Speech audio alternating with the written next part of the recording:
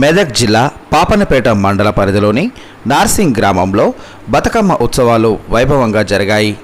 మంగళవారం సద్దుల బతుకమ్మ సంబరాలు అంబరాన్నంటాయి. ఎక్కడ చూసినా పూలవనాలు సాక్షాత్కరించాయి. ఊరువాడల నుంచి బయలుదేరిన ఆడబిడ్డలందరూ పెద్ద పెద్ద బతుకమ్మలను తయారు చేసుకొని గ్రామ కూడల వద్దకు చేరుకున్నారు. బతుకమ్మకు ప్రత్యేక పూజలు చేశారు. రాత్రి ఆటపాటలతో ఆడారు. చివరిగా సమీప జలాశయాల్లో నిమజ్జనం చేసి సద్దుల బతుకమ్మకు వీడ్కోలు పలికారు. పాపన్నపేట ఎస్ఐ శ్రీనివాస్ గౌడ్ బతుకమ్మల వద్ద బందోబస్తు ఏర్పాటు చేశారు. గల్లు గల్లునా గల్లు గల్లునా గల్లు గల్లునా గల్లు గల్లునా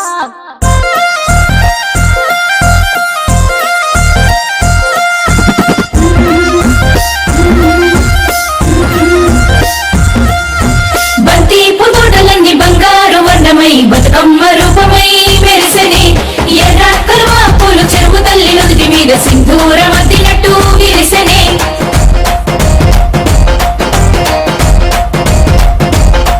గల్లు గల్లునా గల్లు గల్లున గాజుల చప్పట్లతో ఓ నిర్మల లలిత ఆటాడరే ఓ నిర్మల లలిత ఆటాడరే ఓ నిర్మల.